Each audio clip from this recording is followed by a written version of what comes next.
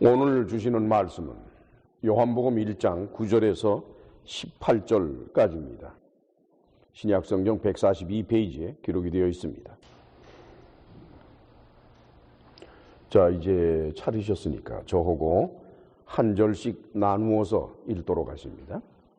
참빛 곧 세상에 와서 각 사람에게 비치는 빛이 있었나니 그가 세상에 계셨으며 세상은 그로 말미암아 지은 바 되었으되 세상이 그를 알지 못하였고 자기 땅에 오매 자기 백성이 영접지 아니하였으나 영접하는 자 곧 그 이름을 믿는 자들에게는 하나님의 자녀가 되는 권세를 주셨으니 이는 혈통으로나 육정으로나 사람의 뜻으로 나지 아니하고 오직 하나님께로서 난 자들이니라.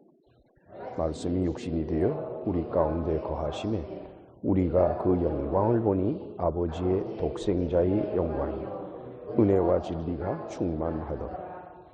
요한이 그에 대하여 증거하여 외쳐 가로되 내가 전에 말하기를 내 뒤에 오시는 이가 나보다 앞선 것은 나보다 먼저 계심이니라 한 것이 이 사람을 가리킴이라 하니라. 우리가 다 그의 충만한 데서 받으니 은혜 위에 은혜로라. 율법은 모세로 말미암아 주신 것이요 은혜와 진리는 예수 그리스도로 말미암아 온 것이라. 본래 하나님을 본 사람이 없으되 아버지 품속에 있는 독생하신 하나님이 나타내셨느니라. 아멘. 우리가 일반적으로 어떤 새로운 사실이거나 아니면은 자기가 주장하고 있는 어떤 이론이거나 이런 여러 가지를 다른 사람에게 전할 때 그냥 뭐 말만 하고 끝나는 경우는 드뭅니다.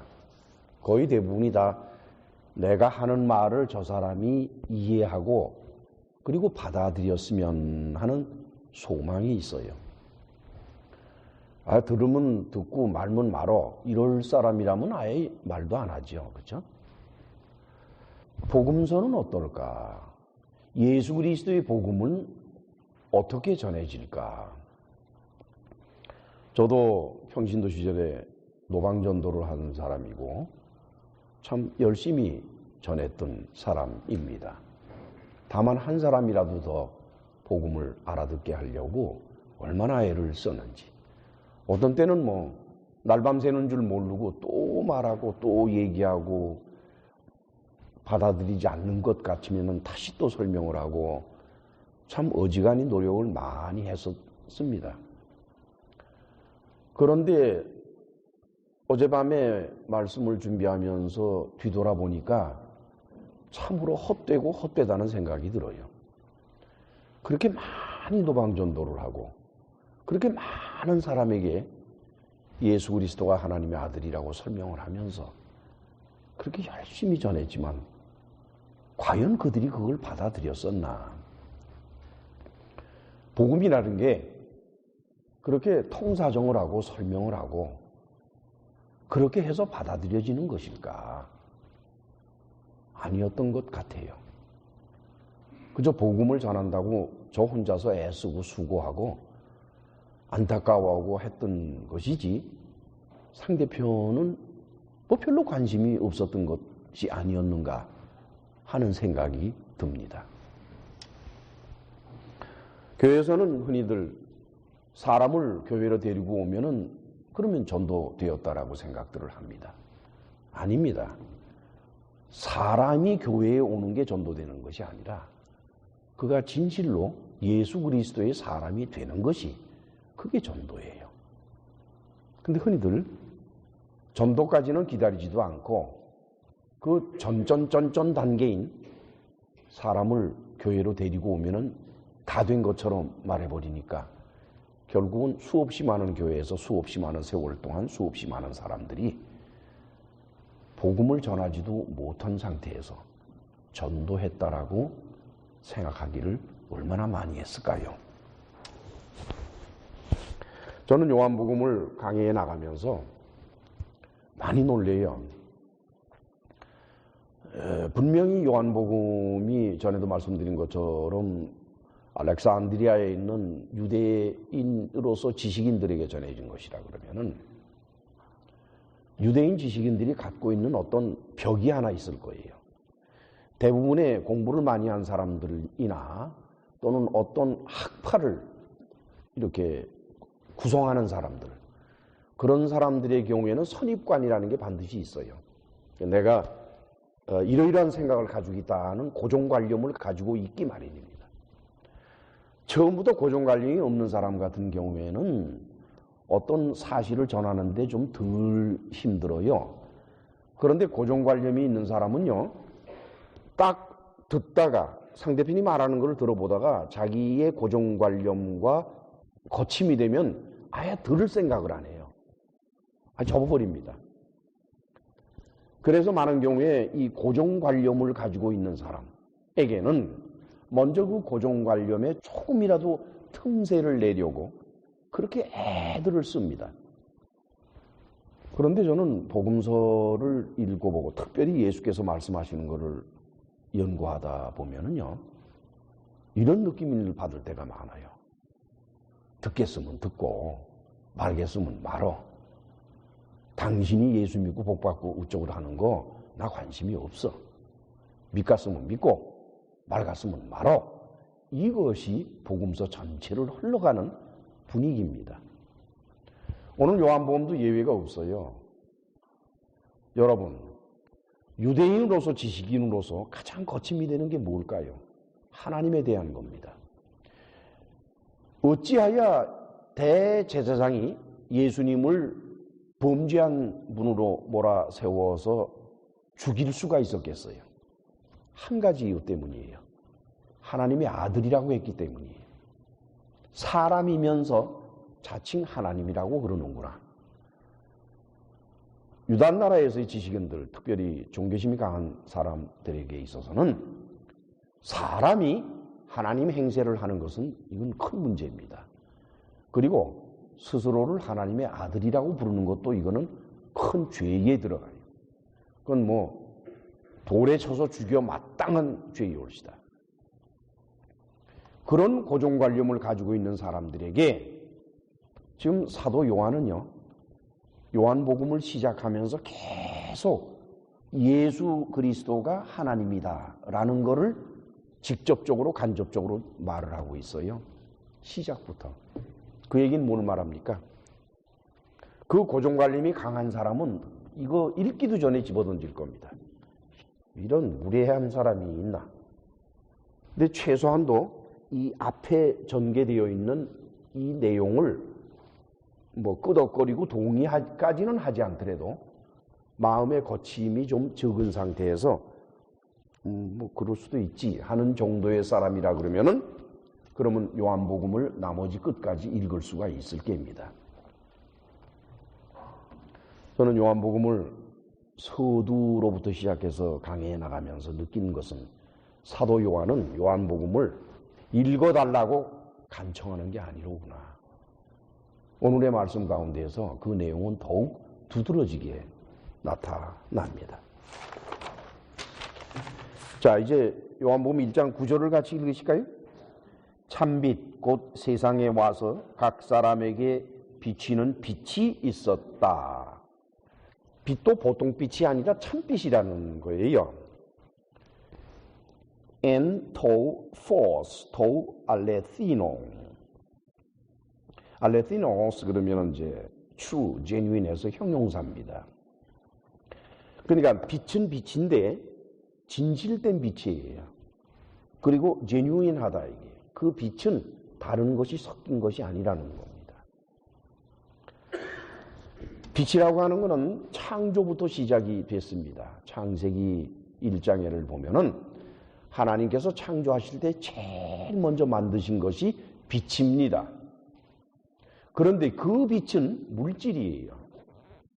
그런데 여기에서 참빛, 즉 하나님의 아들 로고스를 빛이라고 표현할 때 그 빛은 하나님이 창조하신 피조물로서의 빛이 아닙니다. 그게 아니라 빛은 빛이 돼 창조된 빛과는 다르게 참빛이라는 거예요. 알레티노스, 참다운 빛이다. 이렇게 되는 겁니다. 엄격히 말해서 요한복음을 부담 없이 읽고 부담 없이 읽지 않을지라도 최소한도 요한복음을 읽어나가면서 이게 뭐지 하지 않을 정도가 되려면은, 그러면은 유대 랍비 수준에서 하나님에 대한 신성이나 또는 이런 것에 대해서 사전적인 지식이 있어야 됩니다. 그런 지식이 충만한 사람의 경우에는 요한복음을 읽어나갈 때 그리 힘들지가 않아요. 근데 그렇지가 않으면은 뭣도 모르고 읽는 거예요. 뭣도 모르고. 그런 경우가 아주 흔합니다. 특별히 기독교 교회 안에서는 그런 일이 비일비재하게 벌어지는 것입니다. 세상에 와서 각 사람에게 비치는 빛이 있었다. 여기에서 각 사람에게 비쳤다. 포티제이, 판타, 안트로폰. 판타는 각 사람이 아닙니다. 판타, 안트로폰은 각 사람이 아니라 판타, 모든 사람에게 포괄적인 의미를 갖는 것이지, 각 사람은 그러면 개별적인 의미를 갖는 거예요. 그런데 판타 그러면 포괄적인 의미를 갖게 되는 것입니다. 물론 빛이 모든 사람에게 비치다 보면은 각 사람에게 비치겠지요.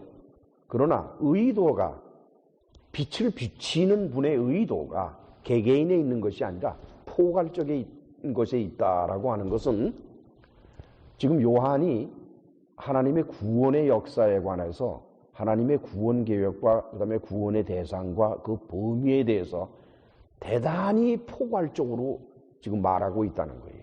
아주 포괄적으로. 근데 그게 비춘다라고 한 그것이 이제 포티제인데, 포티제이라고 하는 거, 포티조라는 동사의 현재형이에요. 현재형. 그 다음에 에르코메논 에이스톤 코스몬, into 안으로, 톤 코스몬 세상 안으로 빛이 비치는데 그게 에르코메논, 그러니까 에르코마에다 이게. 근데 이게 현재형이에요. 그러니까 우리말로 빛이 있었다라 그러면 과거죠. 따라서 이것은 빛이 있었다라고 번역을 해서는 안 됩니다. 빛이 있다, 현재형으로 번역을 해야 됩니다. 지금 요한이 말하고 싶은 것은 무언고니까 로고스, 아직 예수라는 이름은 나오지 않고 있어요. 로고스, 그는 참다운 빛이고 진실된 것입니다.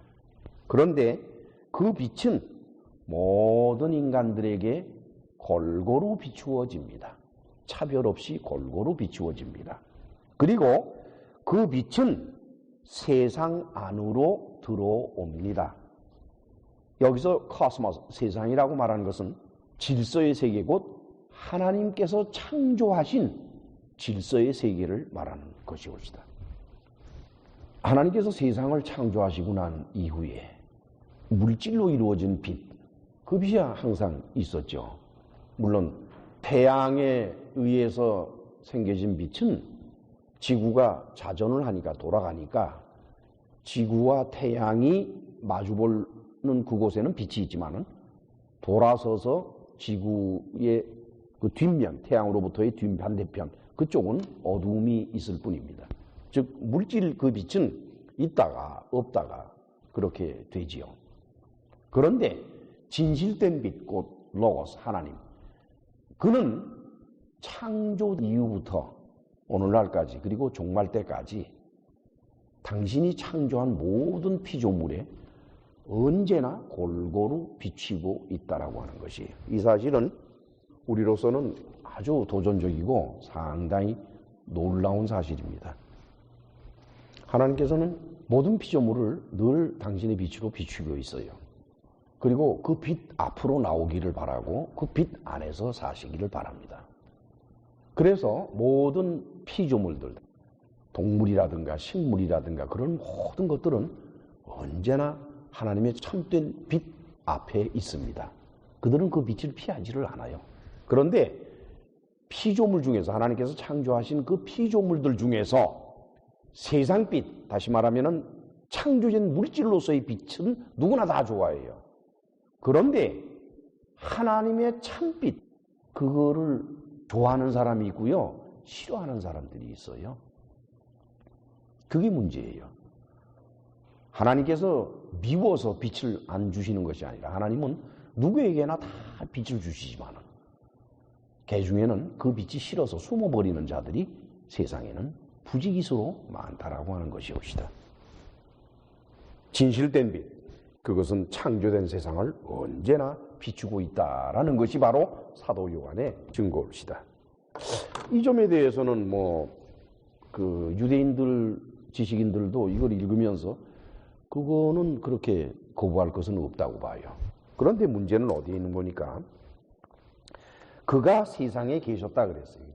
And to cosmo, and 그래서 이거는 imperfect, 미완성이에요. 그러니까 그는 세상 안에 항상 있어 온 거예요. 계속해서 있어 왔다 이게.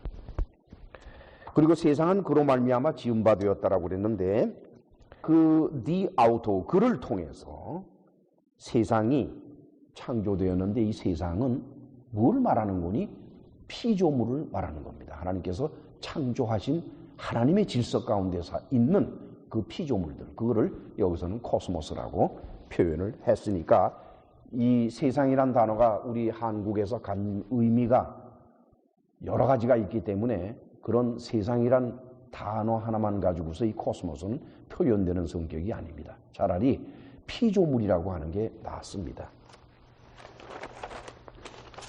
그런데 세상이 그를 알지 못했군요. 카이호 코스모스 아우톤 오크 에그노, 안다라고 하는 에그노, 이거 과거인데 이그노스코라고 하는 단어거든요. 이거는 know about, 무엇에 대해서 아는 것과 또 하나는 understand, 이해하는 것을 말합니다. 종합해서 말씀을 드리면 다음과 같습니다. 로고스는 진실된 빛입니다. 이 빛은 모든 인간에게 비추고 있습니다. 그리고 이 빛은 우주의 피조물 안으로 들어옵니다. 그는 언제나 피조물 안에 있어 왔습니다. 그리고 피조물은 그를 통해서 존재하게 되었습니다. 그리고 피조물은 그에 대해서 알지 못했고 그를 이해하지도 못했습니다. 어떻게 피조물이 자기를 창조한 분을 알 수가 있겠어요? 우리 기독교 교인들이 참 조심해야 될 게 있어요. 우리는 감히 하나님을 안다라고 함부로 말해서는 안 됩니다. 우리가 하나님을 알기에는 우리는 너무나 무지하고 너무 천하고 너무 형편이 없어요.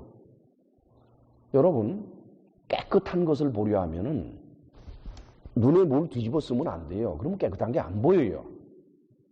깨끗한 걸 보려 하면은 눈에 아무것도 쓰지 말고 그리고 봐야만 돼요. 눈에 TV가 있으면 안 돼요. 그러니 우리가 어찌 하나님을 알 수가 있겠습니까? 기독교인들의 오만함은 저도 여러분들도 똑같아요. 감히 하나님을 안다라고 스스로 생각하는 겁니다. 또 생각하는 데서 그치지 않고 자신만만하게 주위 사람들에게 말을 하는 것입니다. 이야말로 오만 중에 너무나도 큰 오만이에요. 우리는 하나님을 도저히 알 수가 없어요. 참빛이 피조물에 항상 비춰왔지만은 그 피조물들이 모르는 거예요. 자, 이 1장 11절 같이 읽으실까요? 자기 땅에 오매 자기 백성이 영접지 아니하였으. 자기 땅에 왔는데 자기 백성이 영접지 아니하였다? 이거 저는 원문을 읽으면서 아주 상당히 혼동이 됐었는데 여기서 자기 땅, 자기 백성이 없어요. 둘 다 자기 것이에요. 자기 것에 오매 자기 것들이 영접지 아니했더라. 이디오이, 이디아는 싱글, 단수고 이디오이, 그건 복수예요. 근데 이거를 자기 땅이라고 한글 번역에서는 땅을 부가시켰고 자기 백성이 영접지 아니했다 해서 백성을 또한 부가시켰습니다. 그리고는 이제 영접했다라고 번역한 것이 파라람바노인데 파라람바노라고 하는 것은 take into close association, 긴밀한 관계를 맺는 것을 말합니다. 원문의 뜻 그대로를 존중을 해서 번역을 하면 다음과 같습니다. 그는 자기의 소유에게 왔다. 그리고 그 소유들은 그를 받아들이지 아니하였다. 이 땅의 모든 인간들은 그의 소유입니다. 하나님의 소유예요. 하나님의 것이에요, 여러분. 사람이 어찌 하나님에게서 자유로울 수가 있겠어요? 우리가 하나님의 소유인데, 이디야, 그의 소유예요. 그의 것이에요. 그러나 하나님의 소유인 그들은 하나님을 받아들이지 않았다고 하는 겁니다. 여기에서 세상 코스모스를 이제 지금 사도 요한이 코스모스 얘기를 하다가 세상이라는 코스모스 얘기를 하다가 느닷없이 이디오스로 바뀌어버렸어요. 이디오스라는 건 소유가 됐단 말이에요. 그렇죠? 그러니까 세상이라고 하면 객관적인 것을 이렇게 얘기하다가 이디오스 해서 하나의 소유, 즉 하나님과의 관계성으로 묶어버렸어요. 이런 거를 논리의 비약이라고 그럽니다. 그러니까 지금 요한은 그거예요. 이 글을 읽는 사람들에게 처음부터 무슨 생각을 갖게 하는 거니? 모든 것을 하나님과의 관계에서 바라보고 하나님과의 관계에서 얘기를 해야지, 하나님과 관계를 시키지 않고 말하는 순간에 우리는 잘못된 생각이나 잘못된 이론 속으로 빠져들어간다는 거예요. 다음에 12절을 같이 읽으실까요? 영접하는 자, 곧 그 이름을 믿는 자들에게는 하나님의 자녀가 되는 권세를 주셨다. 여기에서 영접하는 자라고 그랬는데 그를 이제 호도이 데 엘라본 아우톤, 그러니까 아우톤, 그를 받아들이는 람바노, 받아들이는 사람들인데 그게 호도이 되니까 이건 뭔 거니? as many as far as great as, 즉 참빛, 그 로고스죠. 참빛을 영접하는 자는 누구든지 다라는 뜻이에요. 지금 요한이 구원론을 전개해 나갈 때 우선 구원받을 수 있는 가능성은 모두에게 다 있다. 그 사람의 인종과도 관계가 없고 나이에도 관계가 없고 남자네 여자네 관계가 없고 관계 없다는 거예요. 모든 것은 관계없이 하는 그런 아주 범적이고, 범이라고 그러죠. 그 로바라다 그러잖아요. 그런 표현을 써요. 문득 생각해 봤어요. 요한같이 구원에 있어서 제한을 가한 사람이 그렇게 흔하지 않는데 요한이 굉장히 구원에 대해서 제한을 둬요. 그런데 서두에는 왜 이렇게 넓으냐? 뭐 누구나 다라는 식으로 이렇게 넓으냐? 어쩌면 아마 이걸 읽는 사람들에게 마음문을 열게 하려고 했던 것이 아닌가 하는 생각도 들기는 해요. 그 다음에 권세를 주셨다. 에도켄 아우토이스 엑소시안. 엑소시아 그러면은 그건 권리를 말해요. right. 권세가 아니라 권리를 말하는 겁니다. 권리. 그들에게 권리를 줬는데 어떤 권리를 줬는 거니까 테크나 데우 게게스타이, 아들들, 테크나 아들들이거든요. 아들들, 하나님의 아들들. 그런데 우리말 번역에서는 하나님의 자녀가 되는 권세를 말했는데 됐다라고 한 것은 게노마이입니다. 게노마이는 태어나는 걸 말하고 생산되는 걸 말하고 만들어지는 것을 말하는 겁니다. 지금 요한은 놀라웠게도 하나님의 아들들이 태어난다는 거예요. 그러니까 그냥 덮어놓고 슉 하면 하나님의 아들이 되고 하는 그런 것이 아니라 어떤 태어남의 과정을 가져야만이 하나님의 아들들이 된다는 거예요. 멀쩡한 사람이 예수 그리스도를 믿고 하나님의 아들이 되려 하면은 거기에는 어떤 변화가 있어야 되는데 그것은 뭐냐? 태어남이라는 거예요. 그것은 하나의 권리인데 그 권리를 참빛이 준다는 겁니다. 그런데 여기에서는 전체가 다 그 과거형으로 되어 있어요. 동사들이 다. 준다 하는 것도 주었다 하는 과거형이고, 태어나는 거, 기노마이 하는 것도 게네사이에서 이거는 또 과거형이에요. 전부 다 과거형을 썼어요. 그러면 뭐 옛날엔 그렇게 태어났고 지금은 없다는 것일까? 그런데 말이죠. 영어도 그렇고 문법상으로 과거를 쓸 때는 어떤 경우인 거니까 가정법을 쓸 때 과거를 써요. 만약에 이러이러하다면, if I were you, 내가 당신이라면, 나는 당신이 아니죠, 그죠? 당신이 될 수가 없잖아요. 그런데 만약에 내가 당신이라면 난 그렇게 안 해. 할 때 과거를 씁니다. If I were you, 이렇게 과거를 써요. 그래서 지금 여기에서 영접하는 자 곧 그 이름을 믿는 자들에게는 하나님의 자녀가 되는 권세를 주셨다 하는 과거형으로 번역이 될 것이 아니라, 만약에 누구든지 그 빛을 영접하고 그 이름을 믿으면은 그에게는 하나님의 자녀로서 태어나는 권리가 부여됩니다 하는 뜻입니다. 따라서 이거는 일어난 사건, 벌어진 사건, 보통 과거형으로 쓴다. 예를 들어서 나는 밥을 먹었다. 그럼 어떻게 돼요? 밥을 먹은 사실에 대한 얘기죠. 밥을 먹은 사건에 대한 얘기 아닙니까? 그렇죠? 그런데 이것은 원칙에 대한 얘기라는 거예요. 그러니까 지금 무슨 영접함으로써 하나님의 자녀가 됐다 어쨌다 하는 그런 사건을 지금 요한이 말하고 있는 것이 아니라 원칙에 대해서 하나님의 자녀가 되는 권리를 받으려 하면은 원칙은 뭐냐? 빛을 영접해야 되고 그 이름을 믿어야 된다. 이런 얘기예요. 그렇죠? 그 이름을 믿는 자들 그랬어요. 그 이름을 믿는 자들. 빛을 받아들이는 자들이 누구냐? 그 이름을 믿는 자들이다 하는 겁니다.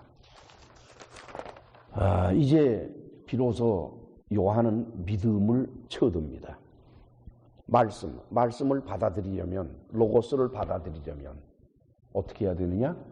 그 이름을 믿어야 된다는 거예요. 믿음이 없이 받아들일 수는 없다는 겁니다. 여러분 그 문제에 대해서 어떻게들 생각하세요? 여기서는 뭐냐? 로고스를 받아들이는 자는 왜 받아들이겠어요? 로고스를. 그 로고스를 받아들인다고 하는 것은 그 로고스에게 나의 모든 것을 맡겨버리는 겁니다. 죽이든 살리든. 이런 맡기는 믿음, 그런 믿음 없이 로고스를 어떻게 받아들이겠느냐는 거예요. 그 로고스가 와서 무슨 일을 할지를 모르는데, 그래요 안 그래요? 내 인생이 풍지박산이 날 수 있다는 것을 왜들 모릅니까? 그러니까 트러스트는 믿고 나를 맡기지 않으면은 하나님도 받을 수가 없고 로고스도 받아들일 수가 없는 거예요. 그래서 그 이름을 믿는 자는 그를 영접하는 자라고 요한이 말하는 겁니다. 얼마나 놀라워요. 여러분 말이죠. 유대인은 오랜 세월을 하나님을 섬기며 살아왔어요. 우리 이방인들하고 다릅니다. 우리가 하나님을 섬겼으면 몇 년이나 섬겼어요 도대체. 우리 조상까지 다 합쳐봐야 한국 사람이 하나님을 섬긴 게 몇 년이나 됩니까? 게다가 유대인은 민족적으로 총체적으로 하나님을 섬겼고 우리 이방인은 개별적으로 하나님을 섬겼어요. 유대인들과 비교하면 일천이에요. 그냥 모르는 게 너무 많아요. 유대인들은, 특별히 유대 지식인들은 자기 조상들이 어떻게 하나님을 섬긴 걸 잘 압니다. 그들은 끊임없이 연구하기 때문에. 물론 유대인 중에서도 돌팔이는 많아요. 더더군다나 오늘날 미국에 살고 있는 유대인들을 이름만 유대인이고 그 혈통만 유대인이지 그들이 무슨 성경에 대해서 얼마나 알겠어요. 그죠? 그러나 그래도 골수라고 말할 수 있는 유대인들은 공부를 많이 한 사람들이고 그들은 많이 압니다. 그런 사람들이 이 로고스의 얘기를 이렇게 읽으면서 서두부터 지금 읽어나가면서 우선 하여간 저지난주 지난주에 강해된 것으로 봐서는 이제 그 내용을 일컬어 봐서는 제가 만약에 유대의 지식인으로서 읽었다 그러면은 상당히 좀 아는 사람이로구만. 그럼 이 정도는 돼야 좀 대화가 되지. 이런 정도는 왔단 말이에요. 근데 그 다음에 떡하니 와가지고서 참빛이라 그러고 그 참빛이 자기 소유에 왔다. 그런데 그 자기 소유들이 영접지 아니한다. 근데 영접을 하는 것은 뭐냐? 믿는 자들이다. 이거 아니라고 할 사람은 없어요. 유대 랍비들이 이걸 읽으면서 틀렸다라고 말할 사람은 저는 없다고 생각합니다. 만약에 그렇다 그러면 그거는 그 사람이 무슨 억하심정이 있거나 그래서 그러는 거지 그렇게 될 수는 없다라고 봐요. 여러분 다 같이 로마서 10장 13절로 15절을 찾아갑시다. 신약성경 253페이지 옵시다. 13절로 15절까지를 같이 읽으실까요? 누구든지 주의 이름을 부르는 자는 구원을 얻으리라. 그런즉 저희가 믿지 하는 일을 어찌 부르리요? 듣지도 못한 일을 어찌 믿으리요? 전파하는 자가 없이 어찌 들으리요? 보내심을 받지 아니하였으면 어찌 전파하리요? 기록된 바 아름답도다 좋은 소식을 전하는 자들의 발휘함과 같으니라. 사도 바울도 똑같은 생각을 하고 있습니다. 믿지 않는 일을 어찌 부를 것이고 듣지도 못한 일을 어찌 믿겠느냐? 게다가 더 심한 것은 전파하는 자가 없으면 어찌 들을 것이고 보내심을 받지 아니하였으면 어찌 전파하겠느냐? 지난 2000년 동안 기독교 교회는 수없이 많은 사람들이 목사도 하고 신부도 하고 전도자의 역할도 하고 살아왔어요. 그들 전부가 다 하나님이 보내신 자라는 것은 아닙니다. 그들 개중에는 하나님이 보내신 자가 아니고 자기의 유익을 위해서 그 일에 나선 자들이에요. 그가 신부였건 목사였건 무엇이든지 간에 자기의 명예를 위해서 자기의 권력을 위해서 먹고 살기 위해서 뭐 여러 가지 이유 때문에 자기를 위해서 그 일을 택한 사람이 적지 않습니다. 그런가 하면은 배고프고 춥고 힘들고 어렵고 두들겨 맞고 오만 고생을 다 할지라도 하나님이 보내셨기 때문에 전파하는 사람들이 또한 있어요. 그런데 바울은 뭐라 그러는 거니까 자기 배 때문에 전파하는 사람의 말은 들을 것 없다. 그러나 하나님의 보내심을 받은 자로서 고난 속에서 전하는 그것은 들어라. 그걸 들어야 비로소 올바르게 알 수 있게 되고 알아야 믿음이 생길 것이고 믿어야 비로소 이름을 부를 것이 아니냐. 이것이 이제 바울의 논리 옳시다. 다시 본문으로 돌아왔을 때 이 관계를 사도 요한은 그 다음에 독특하게 풀이를 하는데 13절 요한복음 1장 13절 같이 읽으실까요? 이는 혈통으로나 육정으로나 사람의 뜻으로 나지 아니하고 오직 하나님께로서 난 자들이니라. 혈통으로나 엑스아이마톤 그 다음에 육정으로나 육정이라고 번역하는 것은 텔레마토스 사르코스 그 다음에 사람의 뜻이라고 번역한 것은 텔레마토스 안드로스가 아니라 안드로스. 여기에서 안드로스라고 하는 것은 사람이 아닙니다. 우리말 번역에서는 사람이라고 번역을 했는데 안트로포스 사람으로 번역을 했는데 이 안드로스는 사람이 아니라 그 matured adult 다자란 남자를 말하는 거예요. 그것을 또 다른 면에서 보면은 husband 남편을 말하는 겁니다. 남편이 원해서도 아니요. 그 다음에는 이제 텔레마토스 사르코스 우리말로는 육정이라고 번역을 했는데 이거는 육정이라고 하는 그런 표현보다는 육체가 원해서 하는 겁니다. 즉 자기의 인생이 원해서라고 하는 것이에요. 그 다음에 이제 아이마톤 그러면 그거는 일종의 유전을 말하는 겁니다. 우리말은 혈통이라는데 혈통이라는 번역도 참 좋아요. 유전을 말하죠. 참빛을 이해하고 참빛을 받아들이고 그 이름을 믿을 수 있는 사람들이 어떤 사람들일까? 그거 뭐 혈통 따라서 유전 아버지가 믿었으니까 나도 믿고 하는 그 유전처럼 그 되는 것도 아니고 또 뭐 믿으면 인생이 잘 되고 복을 받고 어쩌고 저쩌고 해서 인생의 목적 텔레마토스 사르코스 그런 인생의 목적이 있다고 해서 그게 믿어지는 것도 아니고 그 다음에는 이제 텔레마토스 안드로스 뭐 남편이 원해서 자식이 생기는 것도 아닌 거나 마찬가지로 자기가 생존 이어나가는 그것을 위해서 원한다고 또 아니고 되는 것도 아니다. 그러니까 여러 가지 면에서 다 막아버렸어요. 전부 다. 유전 혈통으로도 안 되고 인생 삶에서 원한다고도 안 되고 그리고 자기가 힘이 있다고 해서 원한다고도 안 되고 다 안 되는 거예요. 꽉 막아버렸어요. 그럼 어떻게 되는 거냐?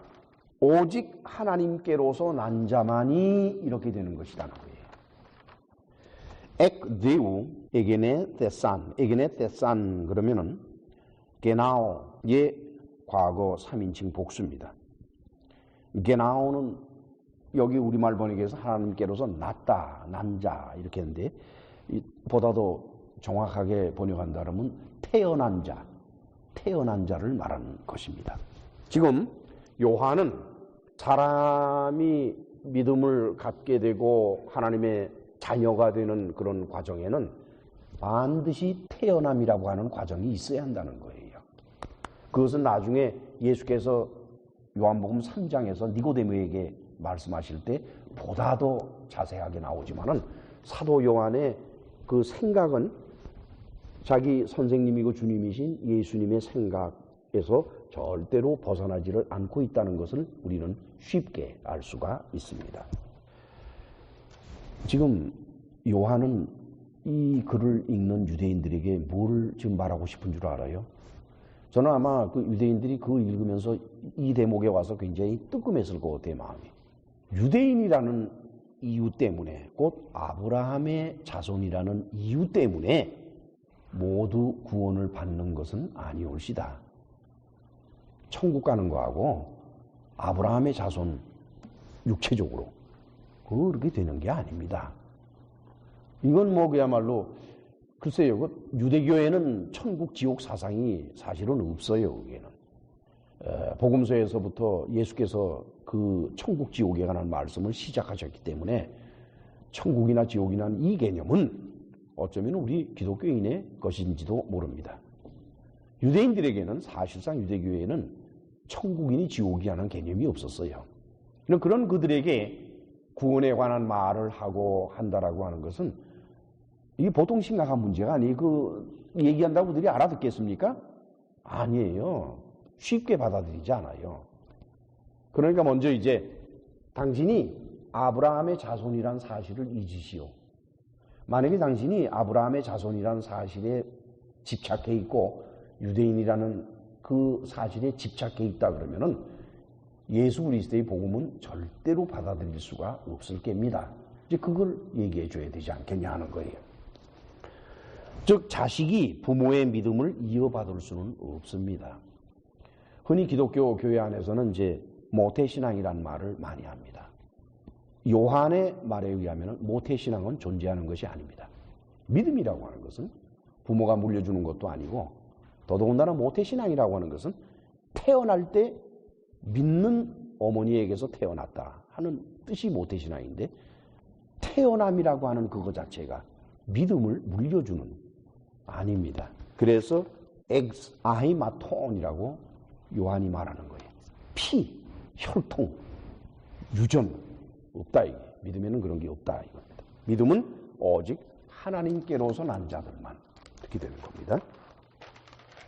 이것은 예수께서 요한복음 3장 3절에서 거듭나는 것으로 말씀을 했다라고 우리말로는 번역이 되어 있는데 우리말로 번역이 된 거듭나다라고 하는 것은 게게네세 아노센이라는 헬라어인데 아노센이라고 하는 단어에는 거듭이라는 뜻이 없습니다. From above, 위로부터라는 뜻이에요. 그러니까 거듭나는 것이 아니라 위로부터 게네세, 태어난 사람, 위로부터 태어난 사람만이 구원을 얻는데 그 사람은 곧 영으로 난 사람이다. 이렇게 됩니다. 그것은 이제 그 대목 요한복음 3장 1절로부터 6절 그 사이를 강의할 때 여러분들에게 아주 자세하게 말씀을 드릴 겁니다. 이제 요한은 예수님의 실체를 보다 분명하게 말하려고 합니다. 물론 아주 조심스럽게 말을 하는데 우리 1장 14절을 같이 읽습니다. 말씀이 육신이 되어 우리 가운데 거하심에 우리가 그 영광을 보니 아버지의 독생자의 영광이요 은혜와 진리가 충만하더라. 말씀이 육신이 됐다는 거예요. 이 말씀이 로고스가 사르스가 됐어요. 그런데 육신이 되다 우리말로 되다라고 번역을 했습니다만은 그건 게노마이 즉 태어난 걸 말해요. 말씀이 육신으로 태어난 것이지 말씀이 육신이 된 것이 아닙니다. 말씀이 로고스가 사르스 육체로 태어났다는 거예요. 그래서 카이 에스케노센 앤 헤민, 그래서 우리 안에 우리들 안에 살았다는 거죠. 참 놀라운 해석이에요. 여러분, 로고스는 사르스가 될 수 있어요? 어떤 정신 나간 유대 지식인들도 로고스가 사르스가 될 수는 없어요. 그건 불가능한 말을 하는 거예요, 지금. 어떻게 푸뉴마가 육체가 됩니까? 어떻게 영이 육체가 됩니까? 그건 불가능한 일이에요. 그런데 지금 담대하게 로고스가 사르스가 된다라고 지금 이 요한이 말하고 있으니까 사도 요한은 지금 대단한 도전을 하는 거예요. 1장 1절부터 나오는 로고스가 생명이고 하는 그런 로고스가 하나님인 개념이라고 하는 것은 처음에도 말씀을 드렸습니다만은 그는 필로의 유대 철학자 필로의 사상이니까 그거는 뭐 이걸 읽는 사람들이 조금도 저항감이 있을 수가 없어요. 근데 잘 나가다가 느닷없이 로고스가 사르스가 되었다. 딱 이렇게 됐어요. 그런데 그걸 기노마이 했다고 태어났다라고 한단 말이에요. 그렇죠? 이건 뭘 할 수 있는 거니까 사르스 육체에 푸뉴마 영이 온다는 거예요. 그렇죠? 영이 와서 태어난다는 거예요. 그렇죠? 이제 그런 겁니다. 그런데 우리가 그 영광을 보니 아버지의 독생자의 영광이요 은혜와 진리가 충만하더라. 은혜라든가 카리스, 진리, 알레테이아. 카리스라고 하는 것은 하나님께서 값없이 주시는 것이 카리스고, 알레테이아, 진리라는 것은 하나님의 속성입니다. 인간에게는 카리스라는 단어와 알레테이아라는, 즉 은혜와 진리라는 그 두 단어를 인간에게는 사용을 못합니다. 인간은 누구나 다 진실하지 못해요. 저도 포함해서. 모든 인간은 진실하지가 않아요. 진리는 인간적이 아닙니다. 따라서 진리는 하나님의 속성이고 카리스, 은혜라고 하는 건 즉 값없이 거저주는 것마저도 인간으로서는 할 수 있는 일이 아닙니다. 그건 하나님만이 하십니다. 만약에 인간이 남에게 거저줬다 그러면 뭐예요? 인사라도 받기를 원하지. 그래요, 안 그래요? 내가 저 사람에게 값없이 주고 나서 인사받을 생각을 마음에 가지고 있다면 값없이 준 게 아니에요.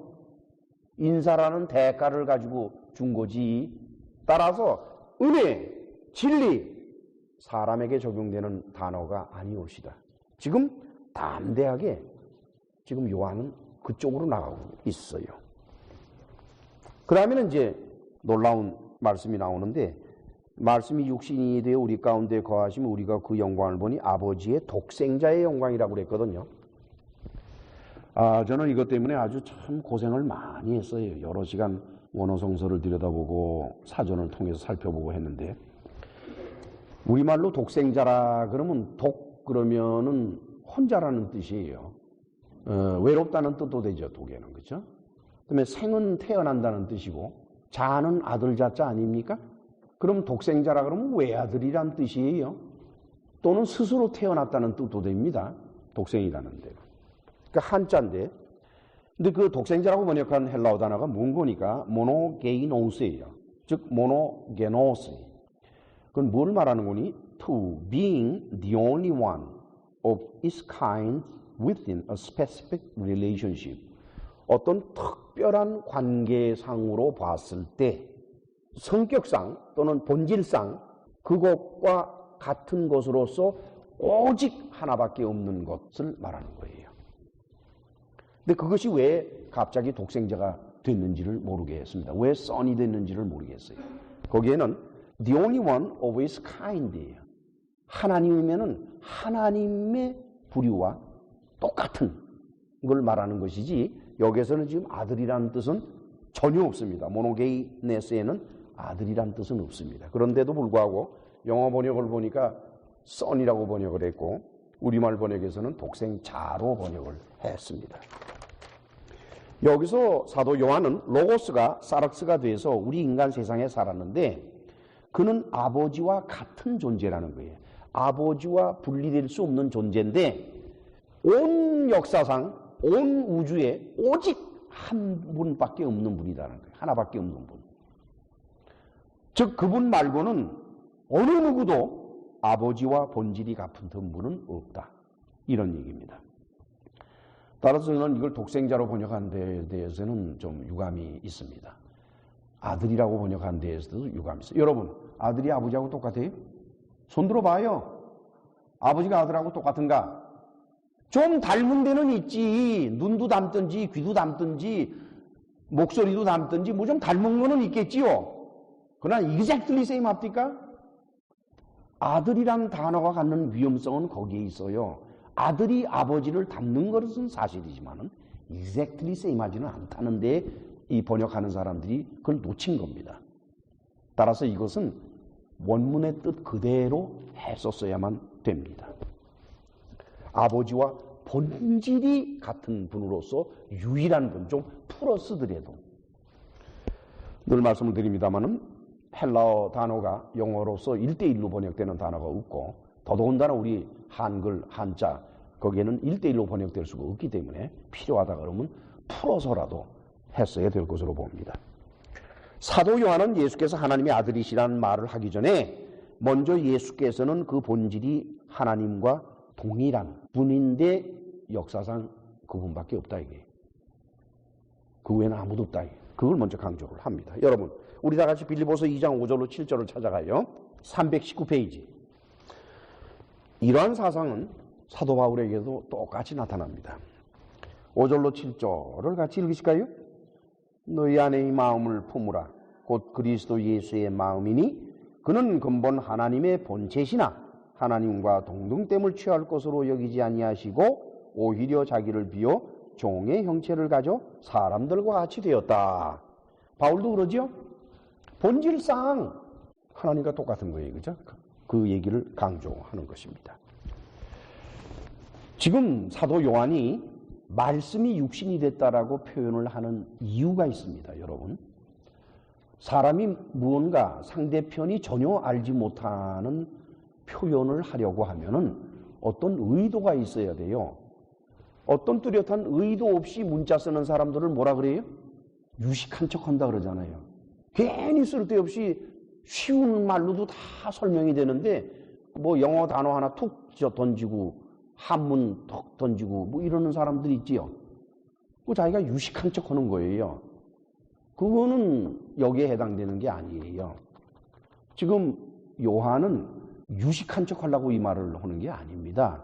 왜 그래요? 이 사람은 분명한 철학이 있고 또 하고 싶은 말이 있는 거예요. 로고스는 눈에 보이질 않습니다. 그렇지요? 말씀은 눈에 보이질 않아요. 로고스는 눈에 보이질 않아요. 신적인 존재이기 때문에. 사락스는 눈에 보입니까? 안 보입니까? 보입니다. 그래서 지금 요한은 서서히 접근해 가고 있는 거예요. 로고스가 사락스가 되지 않느냐? 로고스가 하나님이지 않느냐? 사락스로 왔지? 그분이 누군가? 예수다 이게. 그럼 예수는 자연적으로 하나님의 본질로 연결이 돼버려요. 저는 이걸 이렇게 읽으면서요. 저라면 이렇게 못했을 것 같아요. 그 사람의 그 미묘한 감정의 흐름을 대단히 조심스럽게 타치해가면서 자기가 하고 싶은 말을 하는 이 요한의 실력은 이건 보통이 넘습니다.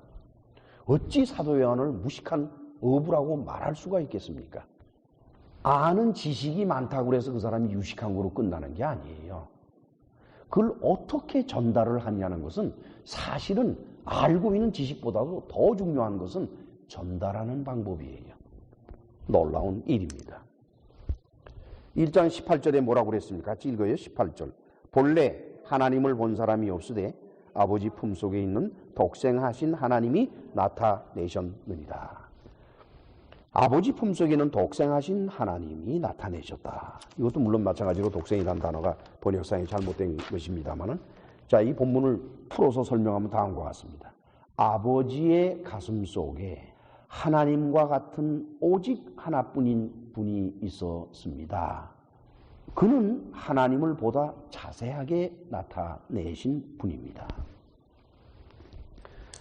여기서 지금 사도 요한은 예수는 하나님의 유일한 아들이다 하는 이런 독생자 이론을 말하고 있는 게 아니에요. 지금 로고스는 사락스가 되었다 얘기예요. 말씀이 육신이 육체가 되었다 얘기예요.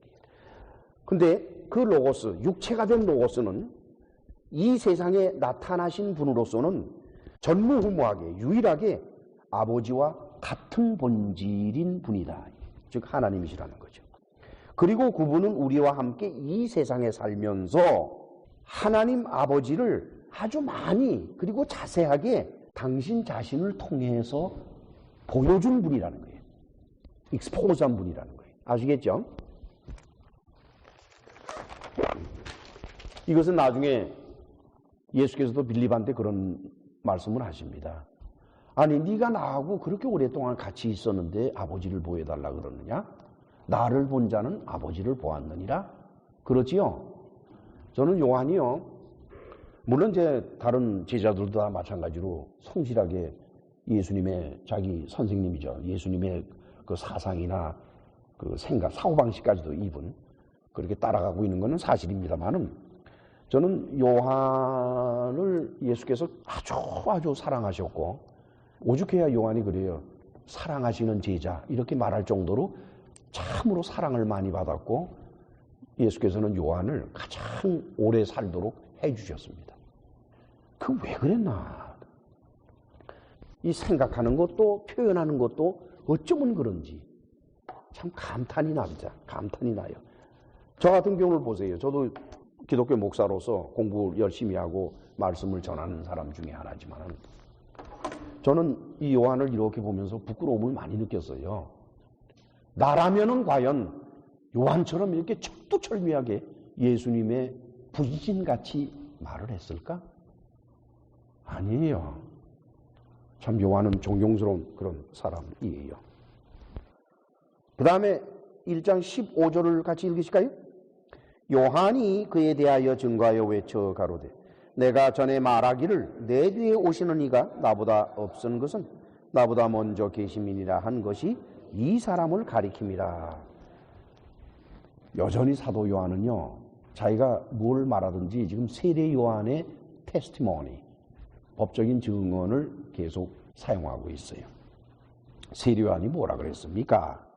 내 뒤에 오시느니 behind 나의 뒤에 에로코마이 왔다 이게. 그가 before me 나보다 앞서서 기노마이 태어난 분이다 이게.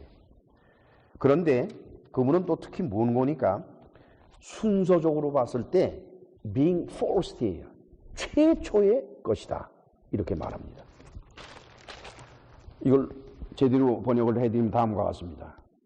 그분은 내 뒤에 오셨습니다. 그러나 내 앞서 나보다 먼저 태어나신 분입니다. 그것도 나보다 훨씬 전에 제일 먼저 나신 분입니다. 여러분, 예수님은 세례 요한이 태어난 이후에 6개월 후에 태어났습니다. 그러니까 인간적으로 바라본다 그러면은 지금 세례 요한은 잘못된 소리가 안 되는 거예요. 자보다 6개월 뒤에 태어난 사람을 가지고 자기보다 먼저 태어났다 그러면 이게 뭘 좀 몰라서 그러든지 뭐 이렇게 되지 않겠어요? 이것은 세례 요한 역시 그 사람이 알고 그 얘기를 했는지 모르면서 그 얘기를 했는지는 모르겠어요. 그러나 예수께서 하나님이신 것을 증거하는 것입니다. 하나님은 항상 first예요. 첫 번째라는 개념을 가지고 있어요. 이제 사도 요한은 예수님을 모세와도 차별화하는 말을 합니다. 자, 이제 16절로 17절을 살펴보고서 이제 말씀을 맺도록 하십시다. 16절로 17절 같이 읽으실까요? 우리가 다 그의 충만한 데서 받으니 은혜 위에 은혜로라. 율법은 모세로 말미암아 주신 것이요 은혜와 진리는 예수 그리스도로 말미암아 온 것이라. 모세는 율법을, 예수 그리스도는 은혜와 진리를. 율법은 인간 세상에 적용되는 법도이지만 은혜와 진리는 하나님의 것이옵시다. 그런데 디아모세우스 에도세, 그래서 에도세 그러면 donate, 준다는 뜻이에요. 그러니까 하나님께서 디도미했다는 겁니다. 줬다는 거예요. 모세를 통해서 하나님께서 이스라엘 민족에 율법을 주셨다 이렇게 되는 것이고, 그 다음에 은혜와 진리는 예수 그리스도를 통해서, 예수 그리스도를 통해서 왔는데 이거는 기노마이에 태어나는 걸 말하는 거예요. 다시 말하면은 율법이 이스라엘 민족에게 주어진 것과 은혜와 진리가 이스라엘 민족에 나타나는 것은 그 방법이 다른 것입니다. 율법은 하나님께서 모세를 통해서 하나님께서 주신 것이고, 은혜와 진리는 예수 그리스도 자신이 은혜와 진리이기 때문에 따라서 예수 그리스도께서 세상에 육체적으로 태어나시면서 동시에 은혜와 진리도 함께 태어나는 겁니다. 우리 같은 이방인들에게는 알아듣기가 결코 쉬운 말은 아니겠지만, 그러나 이방인인 저도 랍비들을 연구하고 아는 사람이기 때문에, 따라서 깊은 연구를 통해서 바라볼 때 이러한 표현은 정말 선택받은 랍비들, 선택받은 유대인들에게 있어서는 참 마음에 많은 감동을 줄 것 같아요. 저라면 이 서두를 읽으면서 감동을 받았을 것 같아요. 제가 만약에 이런 상태에서 유대인이었다 그러면 감동을 받았을 것 같은 생각이 듭니다. 자, 이제 사도 요한은 예수 그리스도께서 모노게네스 데오스, 하나님과 똑같은 존재로서 오직 유일한 분이신 것을 말하고 나서 이것은 로고스가 사르크스된 것이라 라고 말했습니다. 즉 로고, 말씀이 육체가 되었다는 거지요. 서두에도 말씀을 드렸습니다만, 만약에 이 글을 읽는 사람이 이 함정을 건너뛰거나 이 장벽을 넘어서기만 한다 그러면 그는 요한복음을 나머지 전체를 다 읽을 겁니다. 그러나 이 앞에 걸려 넘어갈 이 장벽 때문에, 또는 이 함정 때문에 유대인 지식인, 당시 알렉산드리아에 있던 유대인 지식인들의 많은 부분이 읽자마자 이 책을 집어 던졌을 겁니다. 더 이상 읽을 필요가 없다는 거죠. 어쩌면은 요한은 그 이후에 기록되어 있는 자기가 본 예수님, 또 자기가 믿는 예수님에 대한 말씀을 전개해 나가기 전에 그거 읽고 비판할 사람들이라면 아예 읽지도 마라. 그러나 내 나머지 글을 읽으면서 깨달음을 얻고 그러겠다라고 생각하는 사람이라 그러면 계속 읽어라. 함정인 것입니다. 놀라웠게도 성경 안에는 함정이 많습니다, 여러분. 얼마나 많은 기독교인들이 그 함정에 빠져서 허우적대는지를 모릅니다. 기도합시다. 전능하시고 자비로우신 하나님 아버지, 오늘도 사도 요한의 놀라운 접근 방법을 보면서 부족한 종은 참으로 부끄러움을 느낍니다. 어쩌다가 기독교 교회가 이렇게 비열해지고 비굴해지고 교인을 끌어모으기 위해서 무슨 지식은 다 하는 그런 천박한 사람들의 집단이 되어서 타락해 있지만은, 사실상 사도 요한을 바라보니 고고하며, 그리고 그렇게 엎드려 빌면서까지 복음을 전하지 말아야 된다라고 하는 것, 복음은 너무나도 고귀한 것이기 때문에 이것을 바라보고 깨닫게 됩니다. 우리 모두가 다 이면에 있어서 부끄럽게 살아온 것을 하나님 앞에 회개합니다. 주께서 불쌍히 여겨주시고 오늘날도 인간적인 또 다른 목적 때문에 하나님을 낮추고 복음을 천박하게 만들어내는 그런 일이 기독교 교회 안에서 사라질 수 있도록 은혜를 베풀어 주옵소서. 예수님의 이름으로 기도합나이다. 아멘.